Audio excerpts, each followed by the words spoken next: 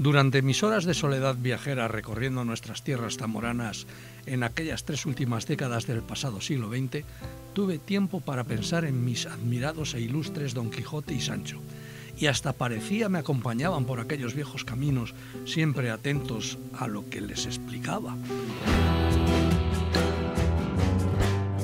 Ahora, aprovechando el 4º centenario de su nacimiento y para haceros partícipes de ello, he decidido sacar a la luz esta recreación que tan guardada he tenido.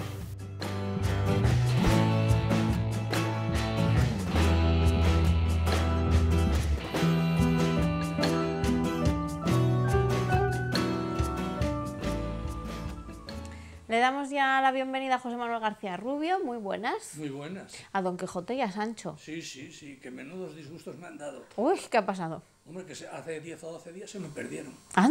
¿Y eso? Sí. ¿Qué les pasó? Bueno, yo qué sé, desaparecieron. ¿Y sabes dónde los encontré? ¿Dónde? Aquí en la 8. Ah, sí. Con unos niños del colegio San José Ah. y un profesor que habían estado haciendo unas cosas muy bonitas. ¿Qué te pareció? Hombre, precioso. Tengo que hablar con ese profesor. Sí. Me tienes que pasar su teléfono. Vale, yo te paso el contacto, pero a ver qué haces con Don Quijote y con Sancho, ¿eh? Que están pluriempleados ya aquí en la provincia. Claro, no, es para presentarles a Don Quijote y Sancho ya al natural. Al natural, vale, muy bien. Bueno, nosotros en las historias, después de que los hayas recuperado y los hayas encontrado, vamos a recordar algunos episodios de aquellas cosas que te contaban mientras paseabais por la provincia. ¿Dónde estamos? Pues mira, estamos a las afueras de un pueblo que se llama Villalobos, hace 30 años. Y eso era, que estuvimos hablando de ello, un lazareto. Fue un lazareto donde llevaban a los enfermos contagiosos para separarlos del pueblo. Y allí estuvimos contando la historia del tema ese. Pues mira, justo hemos empezado el programa hablando de la carretera de Villalobos, así que mira. Claro, pues hablamos de Villalobos a Vega de Villalobos, no sé si será. Bueno, no, sí, porque pero por la Villalobos está en medio de todo eso. Bueno, y entonces ya desde ahí ya decidimos entrar al pueblo. Y claro, nos encontramos con algo bastante importante. Míralo, ahí lo tienes. Eso es el convento de Santa Clara, de las monjas clarisas. Y fíjate cómo ocurrió, lo que se habló aquí. Amigo Sancho, este es el convento de las monjas clarisas, que antes había sido palacio señorial de los Villalobos. Parece ser que la fundación de dicho convento religioso por los primos hermanos y además esposos, don Fernando Rodríguez Osorio y doña Inés de la Cerda, fue debido a que el Papa les concedió licencia de casamiento con la condición de fundar un monasterio en lugar elegido por ellos, y eligieron el 18 de abril de 1346, recibiendo dotaciones en buen número de hectáreas de cereal y viñedo. Comenzando el siglo XX, todavía entraban en las amplias bodegas de dicho monasterio gran cantidad de carros cargados de uvas para elaborar vino, cuya venta la realizaba una monja dedicada exclusivamente a ello. Pero no acaba así el pasado de Villalobos, amigo Sancho, así sucesivamente. Claro. ¿Ves que hablamos que todavía se elaboraban vinos, pues en estos tiempos había, en vez de cereal, había mucho viñedo, y lo llevaban a entregar allí, lo entregaban allí, y ellas eran las que lo hacían y después lo vendían. Qué bien, en el convento de Santa Clara de Villalobos. Sí, Santa Clara. Y ya desde ahí, ya fue cuando, desde Villalobos, como está muy cerquita, ya llegamos, digamos, a la capital de Tierra de Campos, a Villalpando. Con esas puertas de entrada que son majestuosas. Sí. Y prepárate, Sancho, nos acercamos de nuevo al río Valderaduey que vimos en Cañiz y Castronuevo. Ahora bajaremos a importante villa en otro tiempo amurallada, destacando solitaria en la gran llanura, sobresaliendo del interior las altaneras torres de sus iglesias. De todas esas glorias, fiel escudero conservan fielmente la llamada Puerta de San Andrés, vulgo Puerta Villa, que es como los habitantes de allí llaman a esta puerta, Puerta Villa. Puerta Villa. Sí. Pero su nombre es Puerta de San Andrés. Una de las más hermosas y elegantes de Castilla, junto a la cual nos haremos idea del desaparecido cerco. Claro, eso daban, si estás allí, efectivamente, tiene alrededor, tiene un recorrido que te vas haciendo idea de dónde estuvo el cerco, cómo fue el cerco. Y por allí estuvimos recorriéndolo, nos metimos en el pueblo, vimos su plaza mayor, que es estupenda, muy bonita, muy castellana. Los estuve invitando a unos vinos por allí, porque allí hay bastantes bares en la plaza. Les presenté a un íntimo amigo mío que tuve durante 40 años allí, con el que jugaba partida de dominó, no, de mus. Mi amigo el barbero, porque todavía se conservaba. Él era descendiente de otro barbero que su padre a la vez fue hijo de otro barbero. O sea, generaciones de barberos en Villalpando. Sí, a lo mejor sí se sigue lo mismo en los primeros tiempos de Don Quijote todavía. Todavía descendían de barberos. Y nos lo pasamos muy bien. Y entre los lugares que recorrimos coincidió que en esos días se había hundido una iglesia, que tú ahora la conocerás si has ido alguna vez, pero ahora ya la conoces nueva, que es esta. Era lo que quedó, a medias, la torre, la iglesia de San Nicolás. Es la iglesia de San Nicolás. Ay, qué pena verla así, dice aquí, tenemos la iglesia de San Nicolás, cuando solo quedaba la torre, pues se había hundido pocos días antes de que estuvimos nosotros.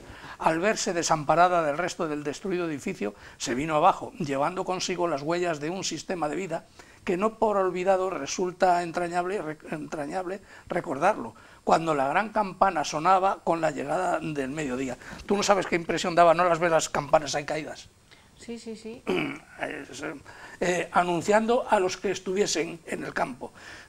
Era el reloj de sol a sol, pero además, para que no se desorientaran mucho, cuando llegaba la hora del mediodía, las 12, tocaba la campana. Sí, sí, claro, ya sabían. Es que las campanas antes eran importantísimas. Claro, el que quería iba a comer, o por lo menos le servía de orientación. ¿De qué hora más o menos estaban? Claro. La hora y todo lo que, los mensajes también, según cómo tocasen. Claro. Que era para todo. No necesitaban hacer ejercicio de brazo, no, porque solo con pensarlo les bastaba. Así que, y así fue como la vimos, que después en lugar de esto, en ese lugar, hicieron una iglesia muy moderna, muy nueva, que por cierto, después allí les di yo el pregón, muchos años después, les di yo el pregón de Semana Santa, de su Semana Santa, en aquella iglesia, en la nueva. ¿Invitaste a Don Quijote y a Sancho o no? Sí, pero se quedan en la puerta, y como no los ven, ya, no pasa nada. No causaron sensación. No pasa. Y me dijeron, no entramos porque no nos gusta escuchar rollos. Madre mía, eso es que te conocían bien y dijeron, no, claro. José Manuel, muy bien, pero nosotros nos quedamos aquí, fuera, tomándonos unos vinos en Villalpando, que estamos muy a gusto.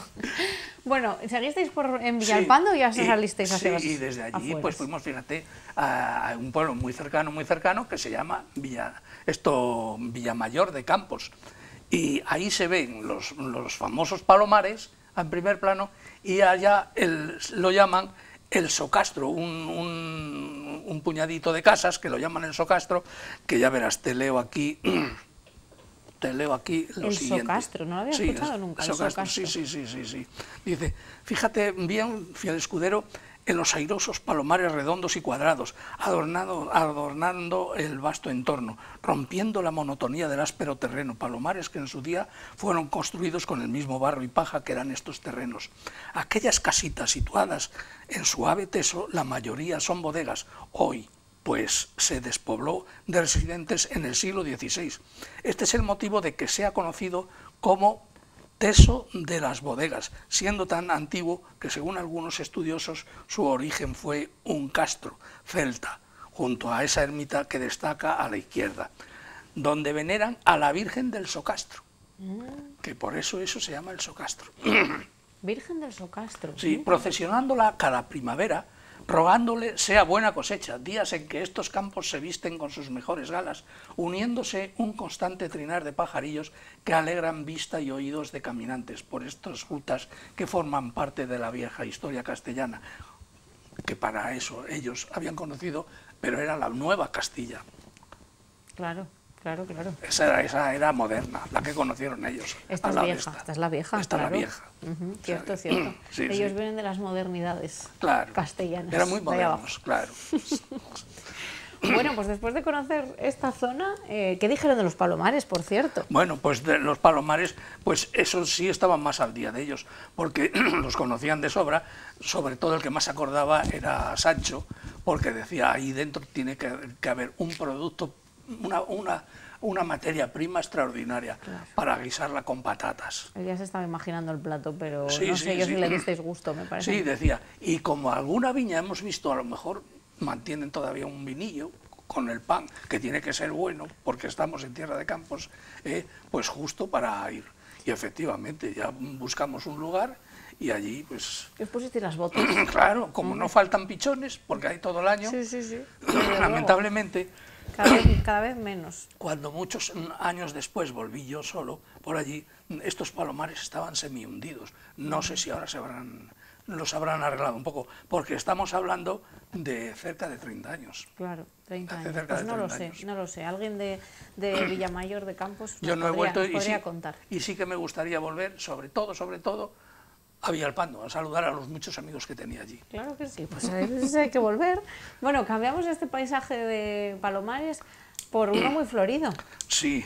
Aunque los palomares siguen ahí al fondo. Claro, es que vamos a ver, como ya sabes que nosotros nos podemos multiplicar del invierno al verano, del verano tal, pues esos palomares los habíamos visto en barbecho, con las tierras en barbecho.